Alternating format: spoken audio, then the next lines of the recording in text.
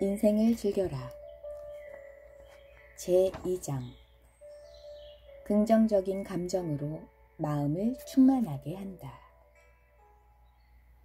긍정적인 감정의 법칙 1. 실수한 자신을 질책하지 마라. 실수하지 않는 인생은 없다. 인생은 실수의 연속이다. 사람은 누구라도 태어나서 죽을 때까지 크건 작던 실수를 하게 된다. 아무리 뛰어난 사람일지라도 실수하지 않은 사람은 없다. 물론 실수도 실수 나름이어서 용서받을 수 없는 실수도 있다. 사람의 생명과 관련된 실수는 용서를 받을 수 없다. 그러나 일반적으로 대다수의 사람들은 그런 중대한 실수를 하게 될 확률이 매우 낮다. 실수는 성공의 어머니라고 했던가. 실수는 적은 것이 가장 좋지만 반대로 실수를 통해서 배우는 것도 아주 많다. 역사적인 수많은 위대한 발명과 발견들은 실수에서 배우고 배운 것들을 활용하려는 끊임없는 노력의 결과물로 얻어졌다. 그럼에도 불구하고 실수를 극단적으로 두려워하는 사람들이 많다. 이런 사람은 돌다리를 두들겨 보고도 건너지 못하고 꽁무니를 빼는 유형들이다. 세상 일이란 한 치 앞도 내다볼 수 없는 법이다. 그래서 대부분 사람들은 잘 되겠지 라고 긍정적으로 생각하는 것이다. 그러나 이런 유형은 실수하지나 않을까라는 불안감에서 헤어나오지 못한다. 실수를 두려워한 나머지 앞으로 전진하지 못한다. 그렇다고 해서 포기하지도 못하고 마음속으로 계속 망설일 뿐이다. 그 결과 기분은 항상 우울한 상태에서 벗어나지 못하고 결국 아무것도 하지 못한 채 하루하루를 보낸다. 이뿐만이 아니라 실패할지도 몰라, 실패하면 어떡하나 등 좋지 않은 생각만 계속하다 보니 암시에 걸려 실제로 나쁜 결과를 초래하고 만다. 실수를 두려워한다면 한 발짝도 전진할 수 없을 것이다.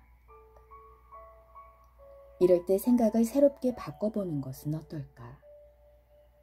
실수를 하면 좀 어때? 이 정도로 내 인생이 망가지지 않아 라고 생각해 보는 것이다.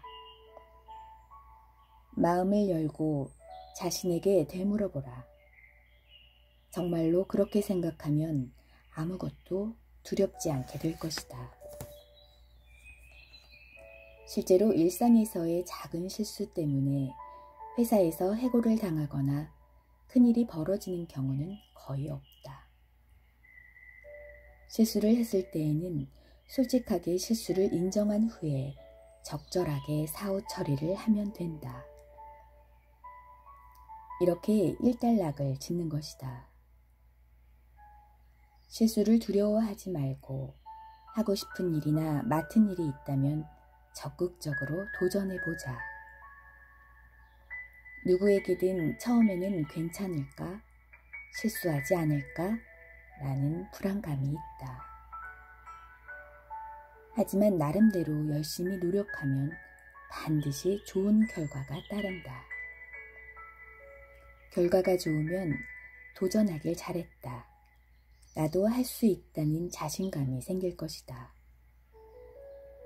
그러면 다음에 어떤 문제에 부딪히더라도 물러서지 않게 된다. 또한 긍정적인 결단 뒤에는 긍정적인 사고가 따른다. 인생에서 반드시 성공하는 법칙은 존재하지 않는다. 그러나 반드시 성공하기 바란다면 기초를 다지는 일을 해둘 필요가 있다. 그것은 바로 긍정적으로 사고하는 습관이다. 모든 일에 대해 부정적으로 생각하면 마음뿐만 아니라 뇌까지 위축해버린다. 잘 될 리가 없어라든가 어차피 안 될 텐데 라고 생각하면 당연히 뇌는 위축된다. 그와 동시에 의욕이 떨어진다. 뇌 안에는 의욕을 일으키는 축좌액이라는 부분이 있다. 이 부분이 활성화되지 않으면 사람은 의욕을 잃게 된다. 그런데 부정적으로 생각하면 이 부분의 기능이 마비되어 버린다. 이에 반해 긍정적인 사고를 하는 사람은 뇌가 자극을 받아 의욕이 넘친다. 그리고 모든 일에 적극적이며 긍정적인 사고를 하는 선순환이 일어나고 수용하는 자세를 취하게 된다. 우리가 아는 성공적인 사람들은 항상 의욕이 넘치고 긍정적인 사고를 하는 사람들이다. 그리고 그들은 긍정적인 감정을 즐긴다. 결코 자신을 비하하거나 부정하거나 고민하지 않는다. 이것이 바로 인생을 성공으로 이끌어가는 첫걸음이자 심신의 건강을 유지하는 비결이다. 긍정적인 감정의 법칙 2. 다른 사람의 평가에는 신경 쓰지 마라. 자신에 대한 평가는 자신이 한다. 다른 사람의 행동이 마음에 들지 않아 참지 못하는 사람들이 있다. 반대로 자신에 대한 다른 사람의 평가에 신경이 쓰여 안절부절하는 사람도 있다. 평소에는 그렇지 않던 사람도 때로는 이런 심리 상태에 빠지는 경우가 있다. 자신의 업무에 대한 다른 사람의 평가에 신경이 쓰이고 다른 사람이 하는 일이 부러울 때가 있기 때문이다. 상사는 나를 인정하고 있는 걸까? 주변 사람들은 나를 유능하다고 생각할까? 이런 고민들은 자기 자신에 대한 확신이 없기 때문이다.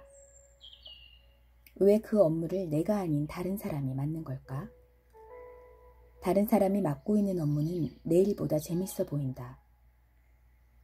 이런 생각에 지배를 받는 이유는 회사에서 자신의 위치에 불만이 있기 때문이다.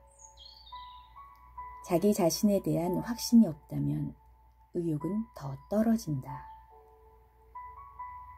다른 사람에 대해 신경을 쓰느라 자신의 업무는 완전히 손을 놓고 있는데도 깨닫지 못한다. 비슷한 경우는 가정주부들에게도 나타난다.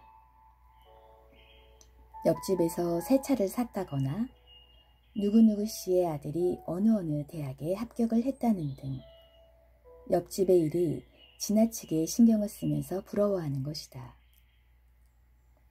비교를 당하는 이웃도 불만이 있다. 그렇게 신경을 쓰는 사람을 보면 이겼다라는 통쾌함이 느껴질지도 모른다. 이런 옷을 입으면 손가락질이나 당하지 않을까? 이런 말을 하면 이상하게 생각할지도 몰라.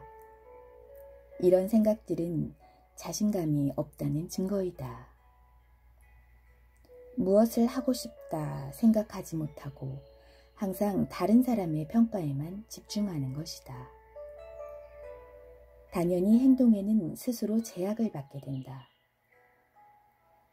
우리 병원에도 남편이 정근을 가서 큰 사택에서 살게 된 부인이 있다. 그런데 같은 사택에 살고 있는 부인들의 평판에 너무 신경을 쓴 나머지 밖으로 한 발짝도 못 나가게 되었다. 여기까지 이르면 상당히 심각한 수준이지만 해결법은 의외로 간단하다. 먼저 쓸데없는 생각을 떨쳐버리고 지금 해야 할 일, 자신에게 맡겨진 일, 하고 싶은 일을 찾아서 하는 것이다. 그리고 자신에 대한 평가는 다른 사람이 하는 것이 아니라 자기 자신이 하는 것이라고 스스로 납득하면 된다. 자신이 옳다고 생각하면 그걸로 족하다는 적당한 자기 정당화를 하는 것이다. 사람은 다른 사람을 지나치게 의식하면 자신감을 잃어버린다. 그러면서 해야 할 일과 하고 싶은 일이 무엇인지 잊어버린다. 이런 상태는 태도에 반영되어 불안정하고 불분명한 사람이 된다. 이는 스스로가 자기 무덤을 파는 행위이다. 다른 사람의 평가가 당신을 바꿀 수는 없다. 평가를 만들어내는 것은 자기 자신이다. 그러므로 다른 사람의 평가에는 신경을 쓰지 말고 자신이 지금 해야 할 일, 하고 싶은 일을 납득할 때까지 해보아야 한다.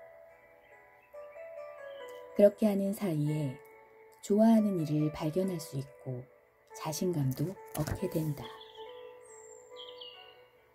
사람이란 불가사의한 존재로 좋아하는 일을 하면 자신감을 얻게 된다. 또 자신감을 얻게 되면 다른 사람의 평가에 신경을 쓰지 않는 동물이다. 소극적으로 사고하는 습관을 버리고 적극적인 사고를 하기 위해 나는 나라고 한번 큰 소리로 외쳐보라.